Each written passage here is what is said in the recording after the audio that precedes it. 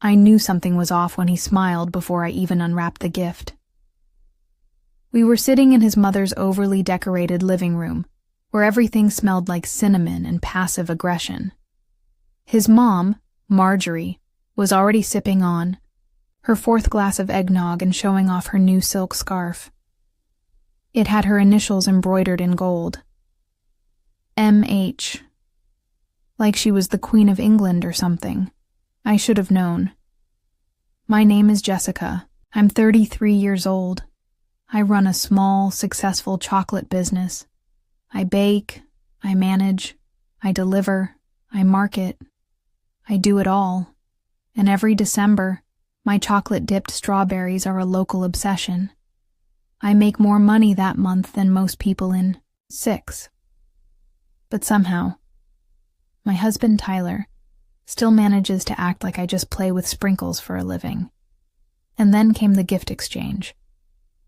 Tyler handed me a tiny box wrapped in red and green stripes. Not Tiffany's tiny. CVS tiny. I opened it, slowly, because I didn't want to believe what I was already thinking. A toothbrush. An electric toothbrush. Blue. Clearance bin blue. Oh, wow, I said. You shouldn't have. And I meant that, literally. He beamed at me like he'd given me a diamond tennis bracelet. It has 3 brushing modes for sensitive gums. How romantic. His mother laughed. That's what a woman needs. Good hygiene. My son is so thoughtful. I looked over at the stack of presents next to Marjorie's recliner. Glittering boxes, shiny ribbons. She was opening a giant one when I saw the logo. Lexus. You have got to be kidding me. She ripped through the wrapping paper like it was her ex-husband's alimony check. Inside was a key fob, black leather case, gold trim, and a tag, paid in full. By my husband, using my company card. I felt my heart drop, like it had slipped on ice. But I didn't say anything. Not in front of her. Not in that house. Not while Tyler looked like a boy who had just painted macaroni art and expected it hung in the Louvre. Instead, I smiled. Big. Like the good little wife. Like the one who gets a toothbrush while the woman who criticizes my baking gets a $55,000 luxury vehicle. You're so generous, Marjorie squealed. You even had the heated seats added. He nodded. Only the best for my mom. Oh yeah, only the best. On my dime. See, I had linked one of my business cards to our joint Amazon account last summer. Tyler said it was just to get gas for the delivery van. Somehow, over time, he started using it for other things. At first it was small. Coffee, fast food, a subscription here and there. I let it slide. I figured marriage was give and take. But apparently, in our marriage, I give, and Marjorie takes. We drove home that night, in silence. I didn't say a word. Not when he turned on the Christmas station. Not when he asked if I liked my gift. I brushed my teeth when we got home, using the new electric toothbrush. And then, I sat on the edge of our bed and stared at him. Tyler, I said calmly, did you use my business card to buy your mom a car? He didn't even flinch. Well, technically yes, but you're always saying the company's doing great, and you always say we should treat family, and it's just, she needed it. She has a car, I replied. A newer one than mine. Yeah, but it didn't have parking sensors. Oh, I said. Well then, that changes everything. He blinked. Are you mad?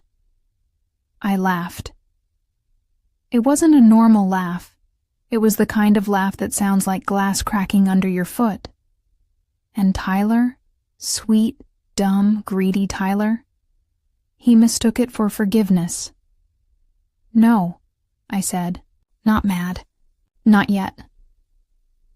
The next morning, I checked the credit card account.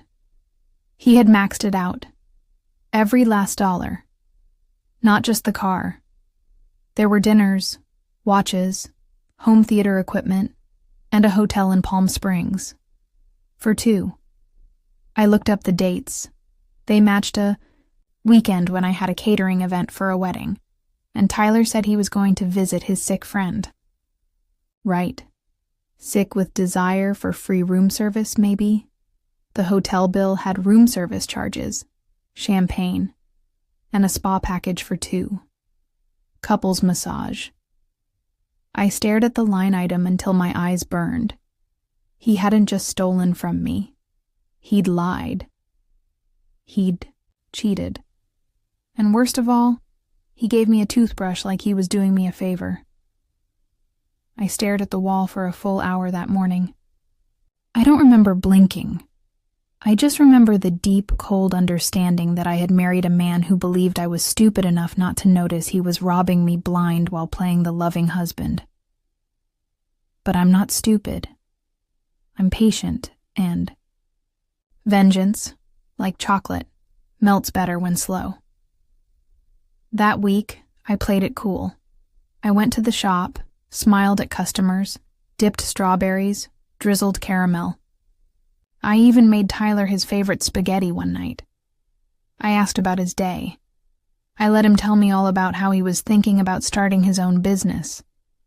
Something vague with real estate. He wanted to flip houses. With what money? My money? Sure.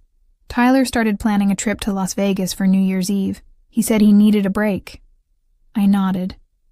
I told him I'd hold down the fort. But I was already planning something else. Because I knew things he didn't. I knew his passwords. I knew he used my QuickBooks account without realizing it tracks logins. I knew he'd made a fake business. Email to open a second credit card in my company's name, and I knew one more thing. I was done being the nice wife. The day before New Year's, Tyler came home in a new outfit.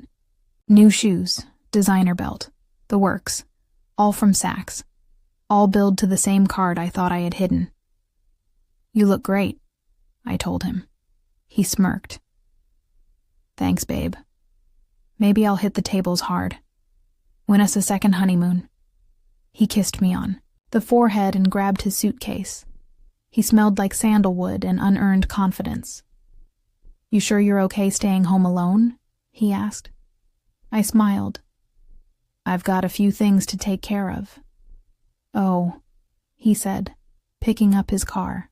"Keys, the ones from my business van. You're always working. You're amazing." He left, and I locked the door behind him. Then I poured a glass of red wine and sat down at my computer. Because Tyler thought he got a car for his mommy. But what he really bought her was a one-way ticket to my wrath. You'd think a woman would cry after discovering her husband gave her a toothbrush while gifting his mother a luxury vehicle bought with her own company card. But I didn't cry. Planned. By the time Tyler hit Las Vegas and started live posting from some rooftop pool, I had already downloaded every transaction made under my business name over the last 12 months. See, while he thought he was outsmarting me with his hidden purchases and spa weekends, he forgot one critical detail. I audit myself monthly, because I run a business, not a hobby. And I don't just make chocolate truffles. I run an LLC. Every invoice, every payment, every mile on my delivery van is documented. And every time he swiped that business card at Saks or booked a hotel in Palm Springs, he left a breadcrumb trail of entitlement and stupidity. I called my accountant first. Jonathan. Sweet man. A numbers wizard with the emotional depth of a stapler. "Jessica," he said in that calm, nasal voice, This is extensive. I need to know what's technically prosecutable. Oh, he said. All of it. That's what I thought. Tyler had used over $82,000 from the business account over the past year. $82,000. A lot of that after I told him. Not once, but 3 separate times. Not to use it for personal expenses. He had opened 2 lines of credit in the company's name without my permission, signed my name electronically on a lease for the car he gave Marjorie. He even listed me as the co-signer on a loan I never saw. So while he was in Vegas, sipping overpriced cocktails and pretending to be a mogul, I was on the phone with the bank, my lawyer, and the fraud division of the credit bureau. I filed 3 disputes, froze 2 cards, and contacted the dealership where Marjorie's car was leased. I sent them a copy of the LLC articles, a notarized letter of protest, and screenshots of Tyler's text messages confirming he used the card for a surprise gift for his mom. I also included a very polite but firm statement explaining I would not be liable for charges made without my authorization. They didn't love it. But legally, they had to open an investigation. And here's the kicker. That car wasn't bought. It was leased, which means 1 late payment and it goes back to the lot. Now guess whose name was on the lease? Mine. Guess who refused to pay another cent? Also me.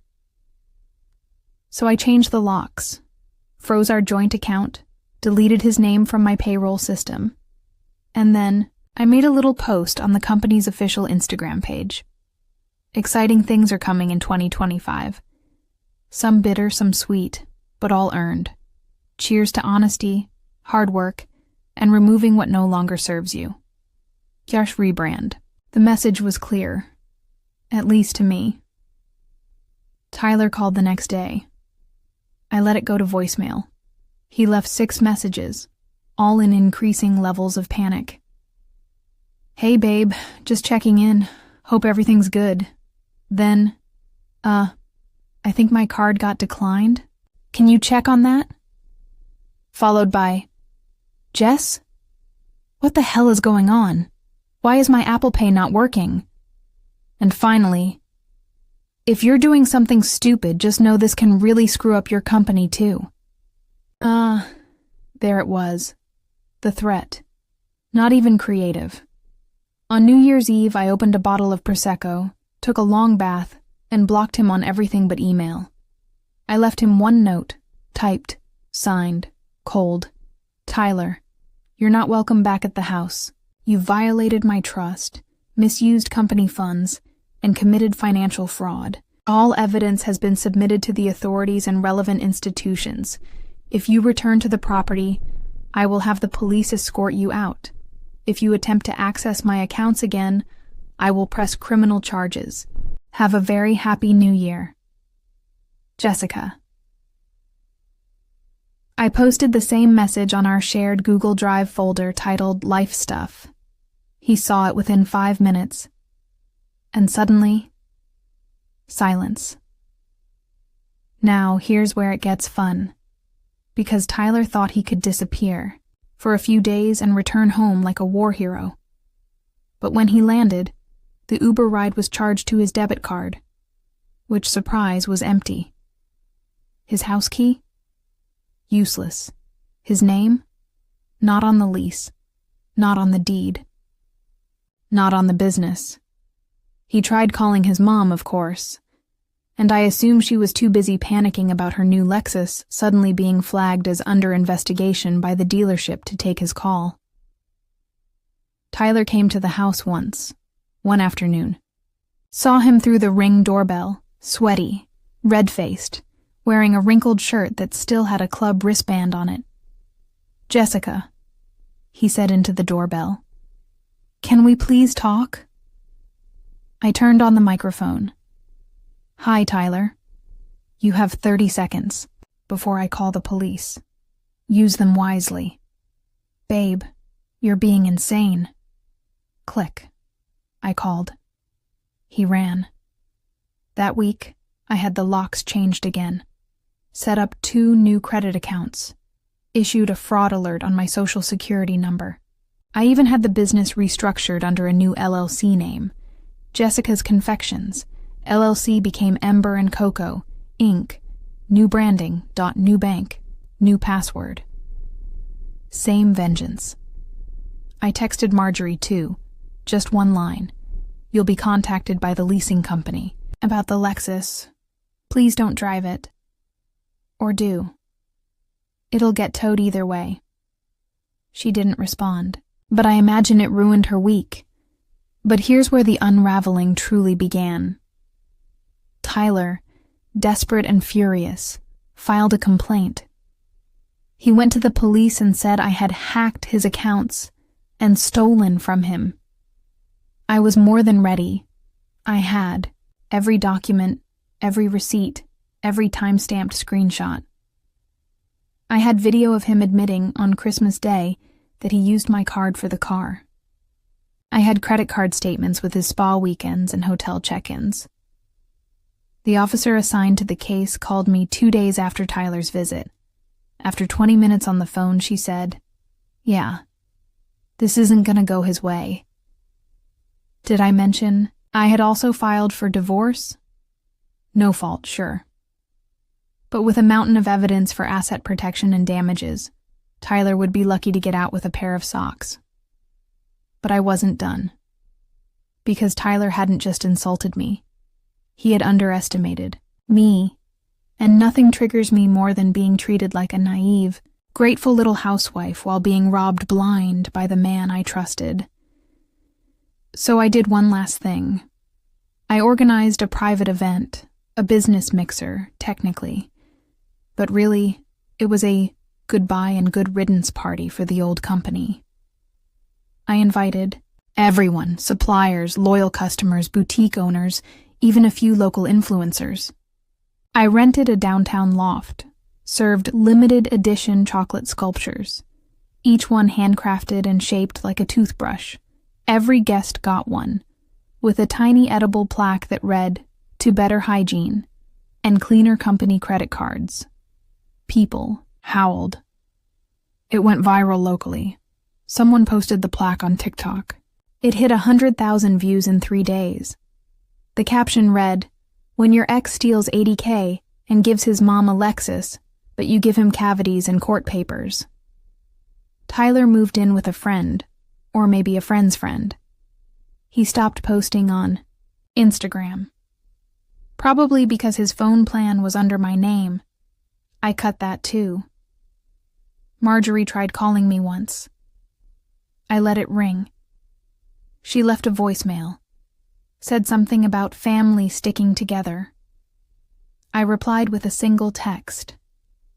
Exactly. That's why I stuck with myself.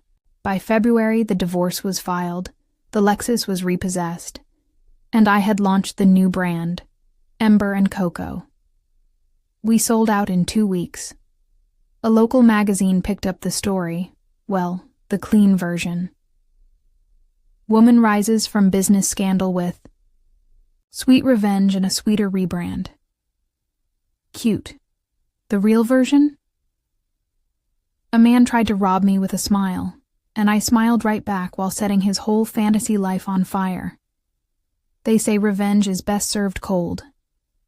But I like mine served in a custom gift, box tied with a black satin ribbon and delivered to my ex-husband's last known address on Valentine's Day. Inside, a toothbrush, the same brand he gave me on Christmas, except this one had "For Marjorie" engraved on the handle, in cursive. Petty? Oh, absolutely. But consider it dessert. The main course? Well, that was still simmering. Let me explain. After the rebrand, Ember and Cocoa took off like wildfire.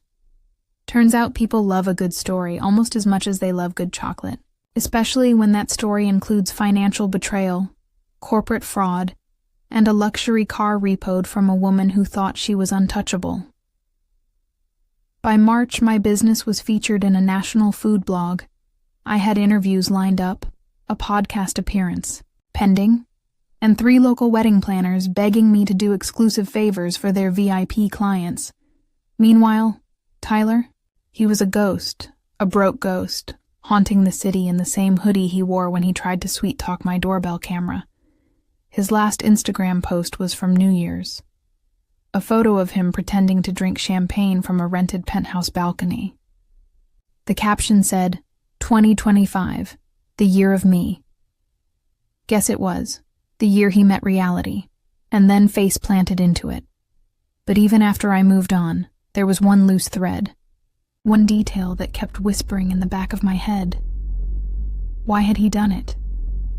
Not just the betrayal, not just the spending, but the gall, the audacity, the absolute confidence that he could steal from me, humiliate me, and still think I'd just accept it. And then I remembered something. Back in October, he got a new phone. That wasn't unusual. Tyler was the kind of guy who upgraded every year like it was a sacred ritual, but I remembered how quickly he shut down his old device. How defensive he got when I asked about transferring photos.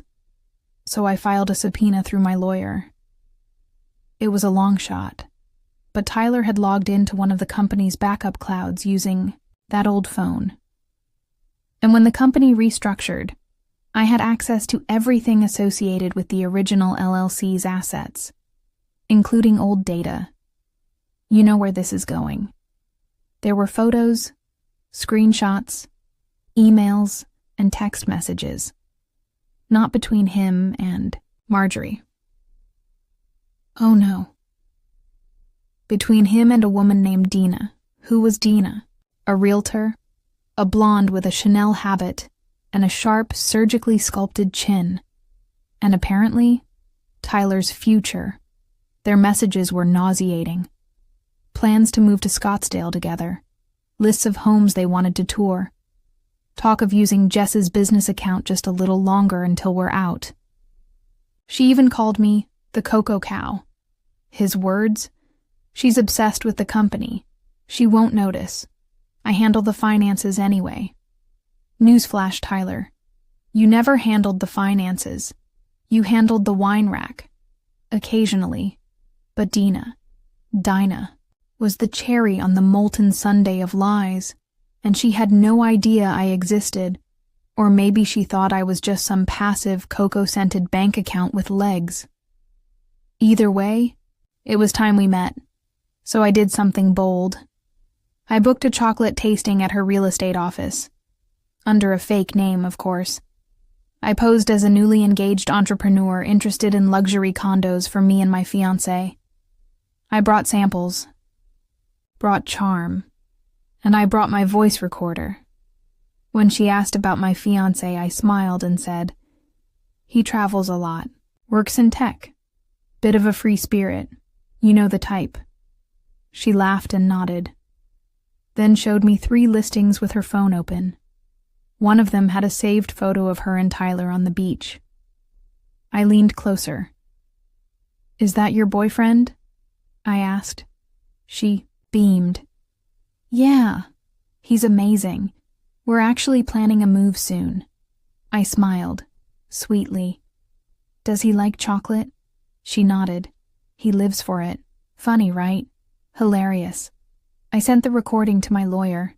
Dina was officially looped into the financial fraud via conspiracy to defraud. And since I had the texts, the screenshots, and now a recording of her admitting involvement, she was screwed. Turns out, she had used my card too. Once. For an Airbnb in Sedona. She'd booked it under a dummy email, but the IP address matched one she'd used for her realty license. Oops. I didn't sue her. I could have. But lawsuits take time, and I wanted something faster. So I called her broker, explained the situation, sent documentation. Made it very clear that one of their agents had committed credit card fraud on a client's account during an extramarital affair that she was helping facilitate. You know what happens to realtors when that kind of story hits social media? They disappear, faster than Tyler's last paycheck. She was let go within 48 hours. Tyler tried to call me again, this time using a new number. The message: "Jessica, please." I didn't mean for any of this to happen. Didn't mean? You don't. Accidentally lease a Lexus for your mom using your wife's business account. You don't trip into committing federal wire fraud. You don't whoopsie your way into secret plans to drain the savings of a woman who trusted you. No, you do that because you're arrogant, because you think you're smarter, because you confuse quiet with weak and supportive with stupid. But I wasn't stupid. I was strategic. On April 1st, April Fool's Day, I launched a limited edition chocolate bar. It was shaped like a car key. The flavor? Salted caramel with burnt sugar and a layer of almond crunch. I called it Sweet Escape. The tagline: luxury tastes better when you pay for it yourself. We sold out in an hour. Someone sent a box to Tyler's old job. Someone else tagged Marjorie in a TikTok eating one. And I laughed so hard I cried. By summer, I had moved to a new place, got a puppy, repainted my bedroom the color of espresso, foam, started dating again. Nothing serious, just dinners with men who asked me questions and actually listened to the answers. Tyler's name came up once. Some friend of a friend said he was living in a one-bedroom with a guy from his old college, that he was between projects and focusing on himself. Which, I assume, means applying for jobs where background checks don't matter. Because guess who now has a permanent fraud alert on his credit? Guess who lost access to business, credit, personal credit, and even his old airline miles? Guess who tried to sue me for defamation and had his case thrown out? 3 guesses. Marjorie, by the way, tried to sue too. She claimed the car was a gift and that I had embarrassed her publicly. My lawyer's response? If your client wishes to claim ownership of stolen property, we're happy to discuss that with law enforcement present. She dropped the case in less than a week. I sent her one last message. Try walking next time. It's funny. People think revenge is about destruction, about fire and chaos and screaming matches in the rain. But real revenge, the kind that lasts, it's quiet, it's slow, it's methodical. It's watching someone realize brick by brick that they built their empire on a foundation they didn't own, and now it's gone. Do I miss him? No. Do I regret it? Only that I didn't check the business statement sooner. But I did learn one thing. Never trust a man who gives you a toothbrush when he's capable of buying a car. Because one of those gifts says, take care of yourself. The other says, you're not worth the keys. And me? I'm worth the whole garage.